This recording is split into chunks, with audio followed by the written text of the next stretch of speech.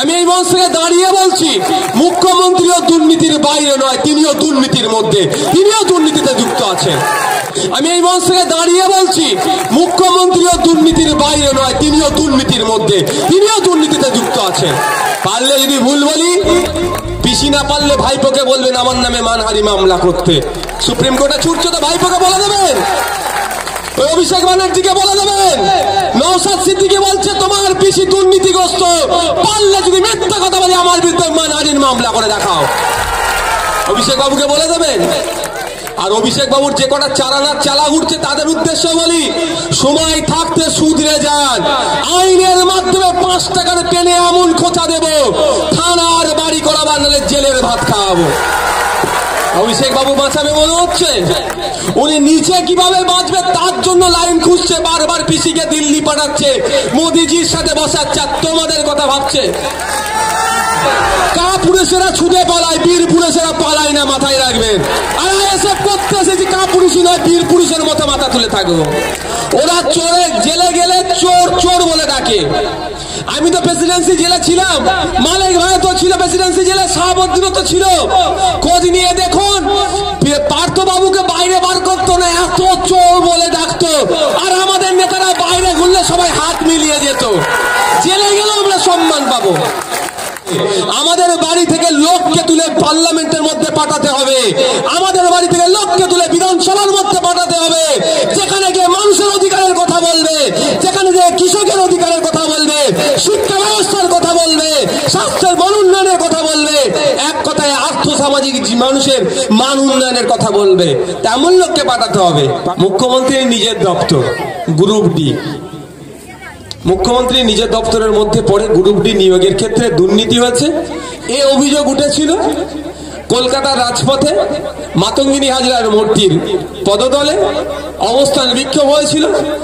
আমি ওখানে গিয়ে উপস্থিত হয়েছিলাম, ওখানে গিয়ে একটা কথা বলেছিলাম, মুখ্যমন্ত্রীর নিজের দপ্তর যদি দুর্নীতি মুক্ত হয় উনি প্রেস কনফারেন্স করে একটু বলুক যে গ্রুপ ডি যে নিয়োগ হয়েছে সেই নিয়োগে কোনো দুর্নীতি হয়নি। আজ 6 মাস 8 মাস হয়ে গেল, এখনো কিন্তু শুনতে পেলাম না যে মুখ্যমন্ত্রী বিষয়টা বলছেন যে তার দপ্তরে নিয়োগে কোনো দুর্নীতি হয়নি। কিন্তু ছোটখাটো বিষয়ে নওশাদ সিদ্দিকী গাড়ি চালাচ্ছে, বা নওশাদ সিদ্দিকী ড্রাইভার গাড়ি চালাচ্ছে, নওশাদ সিদ্দিকী ড্রাইভারকে চেপে দিচ্ছিল, সেটা উল্টো করে বলছে গাড়ি চালিয়ে লোককে মেরে দেবে, কথা মুখ্যমন্ত্রী বলতে পারছেন। কিন্তু তার দপ্তরে দুর্নীতি হয়েছে এই অভিযোগ তুলে আন্দোলন হচ্ছে, সেই বিষয়ে একটা কথা বলছেন না। কারণ কি? তিনিও দুর্নীতির সাথে যুক্ত হয়ে গিয়েছেন। আমি এই মঞ্চ থেকে দাঁড়িয়ে বলছি, মুখ্যমন্ত্রীও দুর্নীতির বাইরে নয়, তিনিও দুর্নীতির মধ্যে, তিনিও দুর্নীতিতে যুক্ত আছেন। পারলে যদি ভুল বলি, পিসি না পারলে ভাইপোকে বলবেন আমার নামে মানহানি মামলা করতে। সুপ্রিম কোর্টে ছুটছে তো ভাইপোকে বলে দেবেন, অভিষেক ব্যানার্জিকে বলে দেবেন।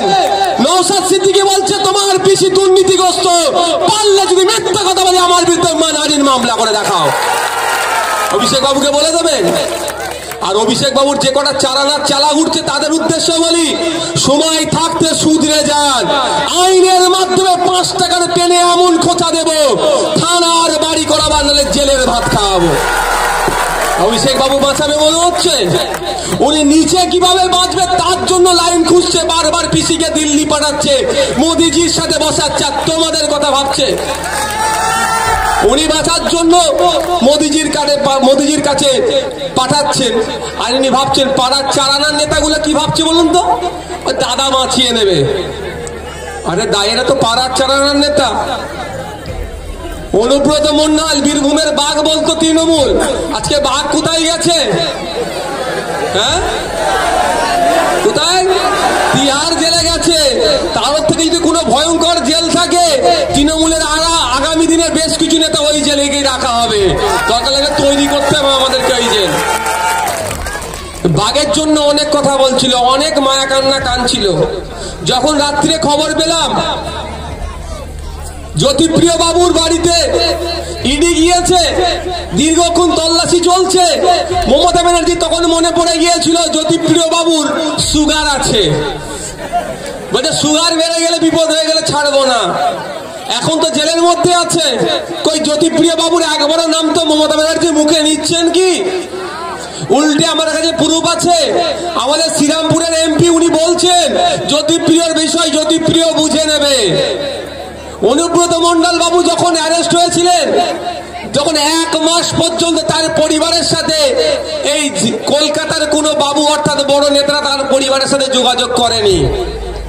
আজকে পার্থ চ্যাটার্জি মহাশয় দলের মহাসচিব ছিলেন, একাধিক পদ ছিল, বড় বড় পদে হোল্ড করতেন তৃণমূলের।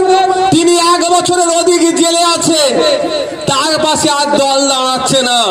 যখনই জড়িয়ে যাচ্ছে তখনই দল হাত তুলে নিচ্ছে।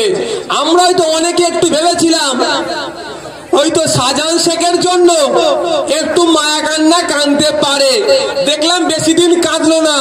গতকালই ফিরহাদ হাকিম মহাশয়, তৃণমূলের একজন হেভিওয়েট লিডার ফিরহাদ হাকিম মহাশয় বলে দিলেন শাহজাহান যেটা করেছেন ভুল করেছেন। মানে ওই শাহজাহানেরকেও পাতা কাটতে দল থেকে শুরু হয়ে গেল। শাহজাহান শাহজাহানেরটা বুঝে নেবে। শাহজাহান যদি শাহজাহানেরটা বুঝতে হয় তাহলে আপনার পাড়ার চারানার নেতা এখন আমাদের গাড়ি আটকাচ্ছে, হ্যান করছে, ত্যান করছে, যারা যা অন্যায় করছে, তারা যখন ফেসে যাবে তাদের পাশে দল থাকবে তো? শাহজাহানের পাশে দল থাকছে না,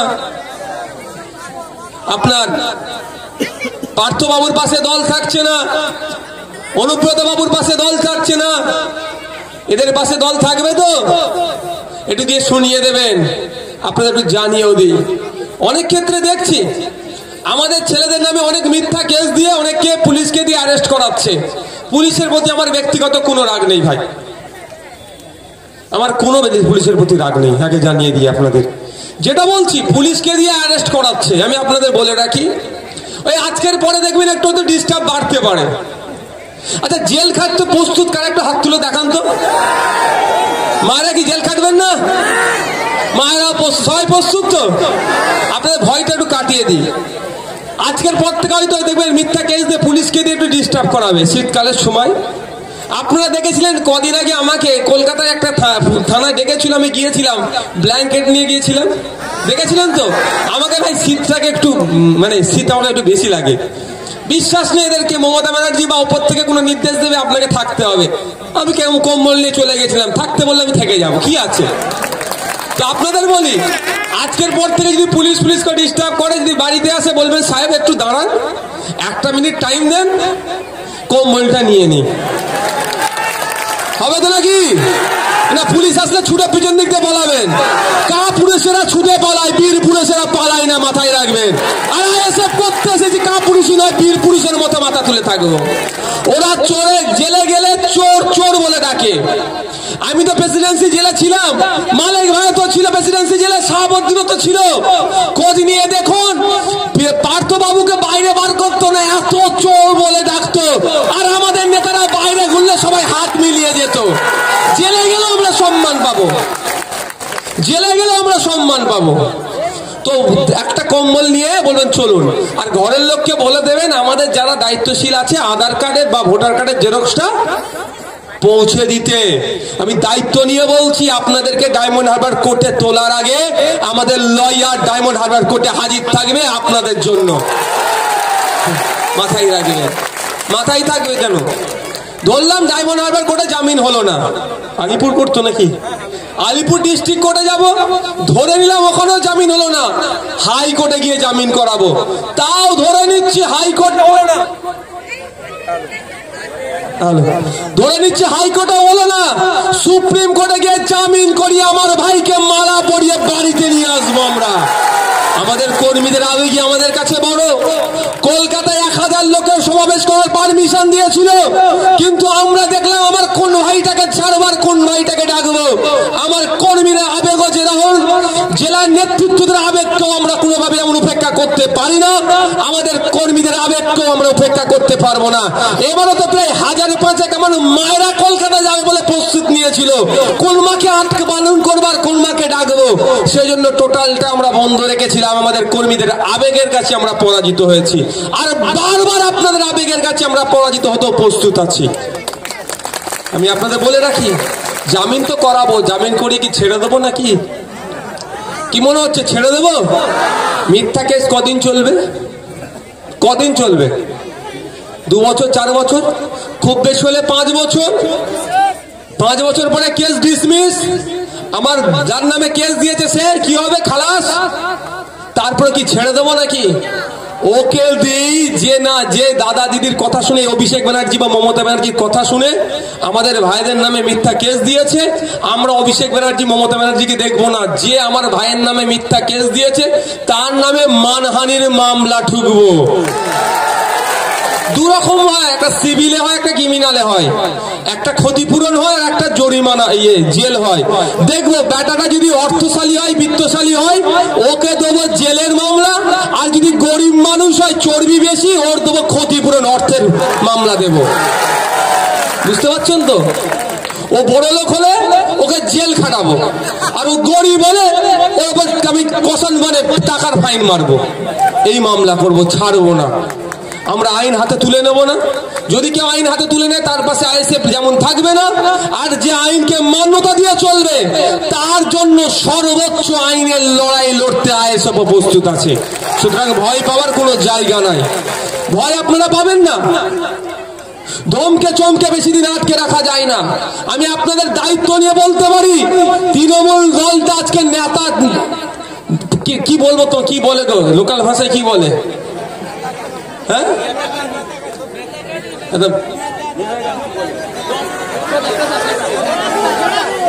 পচা নেতার মতো হয়ে গেছে, শুধু পুলিশকে দিয়ে এখন টিকিয়ে রেখেছে। পচা নেতার মতো হয়ে গেছে, এবার একে একে ফোন চেঞ্জ করছে। আমি নাম ধরে ধরে বলতে পারি, তৃণমূলের বড় বড় নেতাদের এরা এই নেতাগুলো ফোন চেঞ্জ করে নিয়েছে। মানে দুর্নীতি করেছিল, ফোনে আছে সব, বলছে ওপর থেকে নির্দেশ আছে তুই ফোন চেঞ্জ করে দে, ফোন চেঞ্জ করে দিয়েছে। বুঝতে পারছেন না? শুধু পুলিশকে দিয়ে দলটা টিকিয়ে আছে।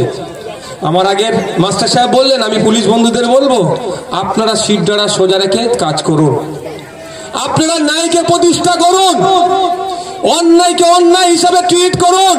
কোন দলের করেছে না দেখে অন্যায় যারা ক্রাইম করেছে তাদের বিরুদ্ধে ব্যবস্থা গ্রহণ করুন। যদি আপনাদেরকে শাসক ডিস্টার্ব করে, আমরা আপনাদের জন্য রাজপথে নেবে আপনাদের হয়ে গলা ফাটাবো। আমরা আপনার নিরপেক্ষতার সাথে কাজ করে যান। আজ দর্শক বন্ধুদের বলবো, তৃণমূলের এখন শেষের সময় এসেছে। আর এটা ভালো করে জানেন, এটা ভালো করে আপনারা জানেন যে কোন লাইট বন্ধ হওয়ার আগে আবার কি করে একটু ধপ করে জ্বলে ওঠে। এদের এখন ধপ করে জ্বলে ওঠার সময় এসেছে। 2024-এ আমরা অর্ধেক ধাক্কা দেব, আর 2026-এ পুরো ধাক্কা দিয়ে কোথায় পাঠাবো? একদম কালীঘাটে পাঠিয়ে দেবো। এটা দুজনের দল তো, পিসি ভাই পড়তো দল, অন্য জায়গায় পাঠানোর জায়গা নাই। অভিষেক বাবু আর মমতা ব্যানার্জির দল এটা। ওদেরকে ওদের বাড়িতে সুস্থতার সাথে ওখানে পৌঁছে দিয়ে আসবো। সাথে কি দেব? একটা প্রতিশ্রুতি শ্রী দেবো। বুঝতে পারছেন না? প্রতিশ্রুতি শ্রী, বুঝতে পারো? এত শ্রী দিয়ে অনেক প্রকল্প করেছে তো, যে এত প্রতিশ্রুতি দিয়েছে, এই করে দেবো, সেই করে দেবো, ডবল ডবল চাকরি দেবো, হ্যান করবো ত্যান করবো, দিনের শেষে কিচ্ছু দিতে পারেনি। ওই জন্য স্পেশালি উনার একটা প্রতিশ্রুতি শ্রী দিয়ে বলবে, এবার আপনি একটু অবসর নেন, অনেক করেছেন, বাংলাটাকে 15 বছরে শেষ করলেন, এবার আমাদেরকে একটু কাজ করতে দেন। হবে তো নাকি ভাই? ভাবতে অবাক লাগছে, আমরা কোন রাজ্যে বসবাস করছি? মায়ের হাতে 500 ধরিয়ে দিচ্ছে, মায়েরকে সন্তানটা স্কুলে যাচ্ছে, পর্যাপ্ত পরিমাণে সেখানে শিক্ষার কোনো পরিকাঠামো নাই। একথাই যখন আমরা বলছি, তখনই আমাদের ডেকে দেওয়ার চেষ্টা হচ্ছে। এই বাচ্চারা যারা এখানে আছেন, মায়েরা আছেন, বাড়িকে যদি বিশ্বাস নয় দেখে নেবেন আপনাদের ছেলের ভবিষ্যৎটা কোন জায়গায় গিয়ে দাঁড় করিয়েছে। ক্লাস 4-এর বাচ্চাকে ডেকে বলুন, ভাই 4-এর অঙ্কটা একটা করে দিতে বলুন, তো দেখবেন পারবে না। ক্লাস 4 ইংলিশে বানান বলতে বলুন, পারবে না। কারণ শিক্ষা ব্যবস্থাটাকে ধ্বংস করে দিয়েছে। এই বাচ্চারা যেখানে যাচ্ছে, প্রাইমারির কথা বলছে, যেখানে বুনিয়াদী শিক্ষা, যেখানে বেসটা তৈরি হয়, যেখানে মেন শিক্ষাটা যেখান থেকে আমরা পাবো, সেই জায়গাটাকে শেষ করে দিয়েছে। অভিষেক বাবুর মেয়ে তার প্রাইমারিতে পড়ছে না, ও কি বুঝবে এখানকার জ্বালাটা? ও তো যত অন্য থেকে ওতেই ব্যস্ত হয়ে পড়েছে। পড়ছে তো আমার বাড়ির মেয়েটা, আমার বাড়ির সন্তানটা প্রাইমারিতে, জ্বালা ওই জন্য আমার বেশি লাগছে। ওই জন্য আমি বলছি, যদি আমার কথা মিথ্যা হয়, আজকে বাড়ি ফিরে যাবে। আপনার ছেলে মেয়ে যারা পড়াশোনা করছে, 5-6 পড়ছে, 3-4 পড়ছে, যে জিজ্ঞাসা করবেন, অঙ্কের বইটা খুলে দেবেন, বলে বাবু একটু অঙ্কটা করে দিত, মিলিয়ে দেখে নেবেন যে নওশাদ ভাই সত্য কথা বলছে কি মিথ্যা কথা বলছে। দেখবেন অঙ্ক করতে পারছে না। কারণ কি? এরা বাচ্চা এখন তারা হই হই খেলাধুলাতেই মত্ত। স্কুলে যাচ্ছে 3টে টিচার, তো 400 ছাত্রছাত্রী আর তিনটে টিচার। যেই তালা খুলছে সেই ঘন্টা বাজাচ্ছে, সেই প্রেজেন্ট করছে, আবার সেই মিড ডে মিলের একটা নোডাল অফিসারের কাজ করছে, নোডাল টিচারের কাজ করছে। পড়াবে কখন ভাই? ফলে কি হচ্ছে? স্কুলে যাচ্ছে, মিড ডে মিল খাচ্ছে, একটু খেলাধুলা করছে, হই হই করে আবার বাড়ি ফিরে আসছে। ক্ষতিগ্রস্ত কার বাড়ির ছেলেটা হচ্ছে? অভিষেক ব্যানার্জির বাড়ির ছেলে মেয়েটা হচ্ছে না, হচ্ছে আমাদের বাড়ির ছেলে মেয়েটা। তাই আমাদের বাড়ির ছেলে মেয়েকে ভালো রাখার দায়িত্ব আমাদেরকেই ভাবতে হবে। আমাদের বাড়ি থেকে লোককে তুলে পার্লামেন্টের মধ্যে পাঠাতে হবে, আমাদের বাড়ি থেকে লোককে তুলে বিধানসভার মধ্যে পাঠাতে হবে, যেখানে গিয়ে মানুষের অধিকারের কথা বলবে, যেখানে গিয়ে কৃষকের অধিকারের কথা বলবে, শিক্ষা ব্যবস্থার কথা বলবে, স্বাস্থ্যের মান উন্নয়নের কথা বলবে, এক কথায় আর্থ সামাজিক মানুষের মান উন্নয়নের কথা বলবে। তেমন লোককে পাঠাতে হবে।